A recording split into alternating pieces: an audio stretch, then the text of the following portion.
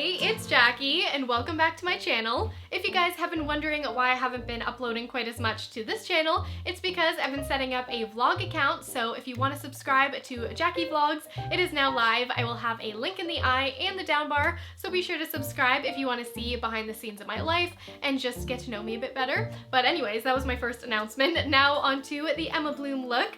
This is a character from Miss Peregrine's Home for Peculiar Children. If you haven't seen it, it's now on Netflix. I love it. I've seen it like 3 times, so I seriously hope I said the title right because I butcher it a bunch of times. But anyways, I have a little Emma Bloom figurine here, and you guys asked me who this is, and I thought it was about time that I did a tutorial. So I will show you this makeup look. This is a wig. I didn't go blonde. And then I do have a similar dress. So if you enjoy this look, make sure you give it a thumbs up and subscribe, and let's get started. For this Emma Bloom look, I have already applied my wig from kekewigs. I will have the shop listed below, but first, lip balm. This one is from my favorite Canadian brand, Barefoot Venus, and just gotta keep those lips hydrated, and to prep the skin, I am using my L'Oreal Magic Lumi Illuminating Base. This one does have a white cast, which is what I want for this look, and I've also applied it down my neck and onto my shoulders. I love how this looks on its own, but I have had a breakout recently, so I have some healing spots that I want to cover up. I'm using the new Peaches and Cream foundation from Too Faced, and I found that the shade Porcelain was still not pale enough for this look, so I've added in my Body Shop lightning drops like I do a lot.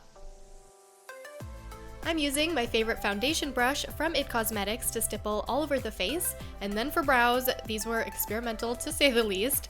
I started with my foundation mix, and I'm kind of painting on my brows. Then I'm going over with a bit of concealer just to lighten them up, and I leave it like this for a bit as I finish up the rest of the face, but I did go in and end up making them look a lot more natural, so stay tuned. But this is the Airbrush Boi-ing concealer from Benefit, and I love this for under the eyes, and another Benefit product I'm using is the Benetint. If you guys have seen this product before, usually people apply it straight to their cheeks in a couple of dots, but I prefer to apply some on the back of my hand and then dip my fingers in it and apply it to the apples of the cheeks and then upwards for a natural flush that is the perfect shade for Emma.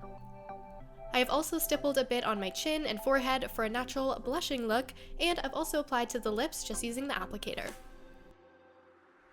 When I powder my face, I like to slide my brush into the powder and then just press onto the skin. I really don't do a whole lot of swirling or sweeping motions because I like to slightly mattify the foundation. And then for brows, as you can see, they just got a bit darker because I did use a spoolie brush to brush them out to get some of that excess product out of there. And then I added a light golden shadow through them to warm them up slightly.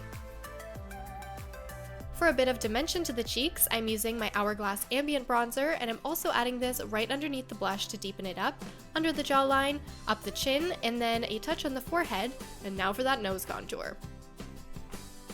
I'm using an eyeshadow applicator and applying down the bridge of the nose, as well as defining the tip and nostrils so that when I blend out, I have a more structured nose, similar to Emma. Her nose is very pixie-like, so I'm adding a highlight to the tip. This is MAC's Lightscapade. I'm also adding this on my Cupid's bow and above the top lip, and just touches on the cheeks and inner corner of the eye. Finally, to finish off this blushing cheek look, I've applied Love Thing from MAC, which is a mineralized deep blush, and again I am stippling this under the initial blush, and now it's time for eyes. I'm using my go-to palette for character recreations. This is the Too Faced Natural Mattes, which has all the shades I need to sculpt out the eyes. I'm using Cashmere Bunny through the front of the eye socket, and then I'm tapering out into a V and blending up the brow bone. I am going to use more makeup than the actress Ella Purnell had on because her eyes are very deep set and rounded, so I'm going to need to add some extra dimension to create Emma's doe-eyed look. Also add Cashmere Bunny under the bottom lash line, and now we're going to create the look of very rounded eyes by bringing in a deeper shade right under that shadow in the shape of an eyeball. Next up, I'm using the Body Shop Kajal liner in white, and I'm running this along my waterline and then slightly under the bottom lashes to really open up the eyes.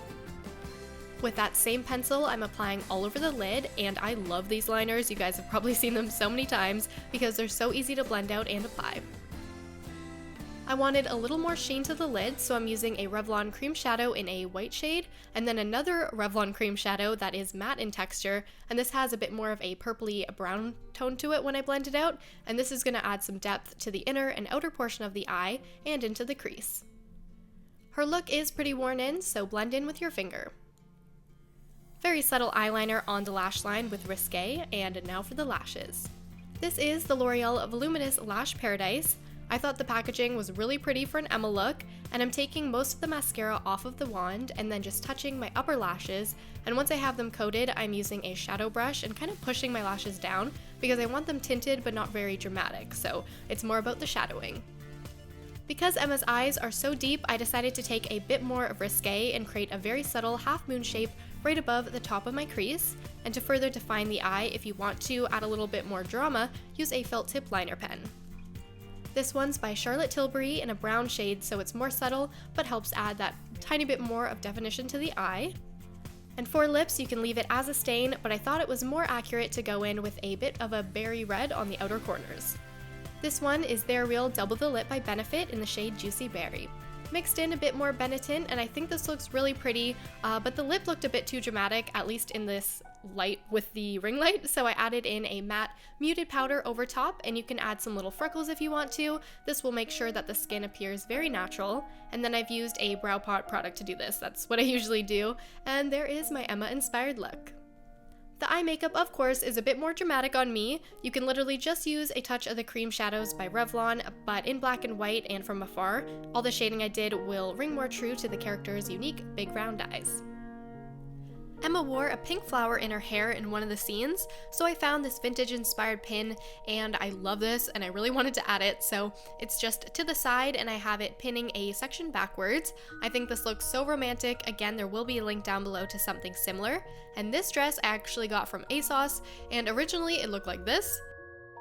But I cut off the sleeves and added some ribbon, one white, and this has ruffles on it, and I applied this to the sleeves and the collar. I just attached this with little Velcro stickers, I'll have them up on screen, and then I added a ribbon as a bow and as a belt in a similar pastel blue.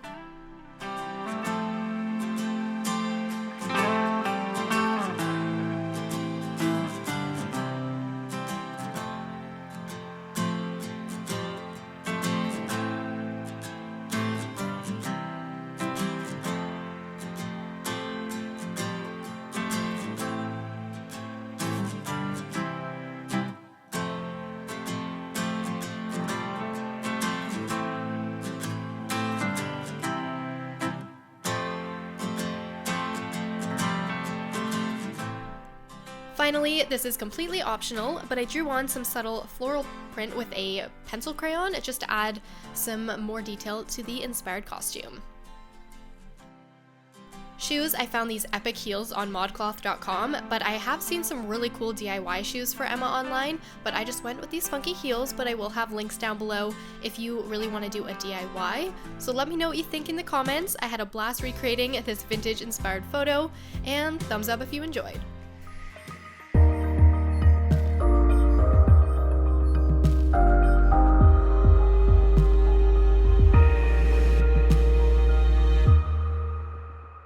Watching. I hope you guys enjoyed this Emma Bloom inspired look, and if you did, make sure you hit that thumbs up button and subscribe for more beauty videos.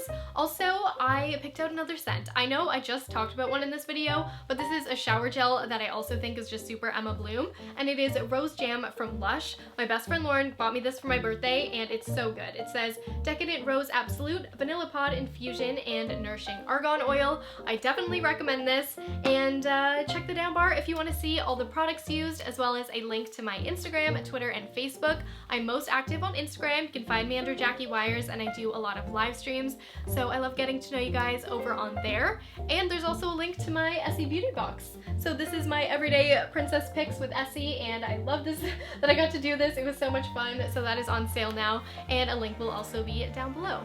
Thanks so much for watching, guys, and I'll see you in my next video.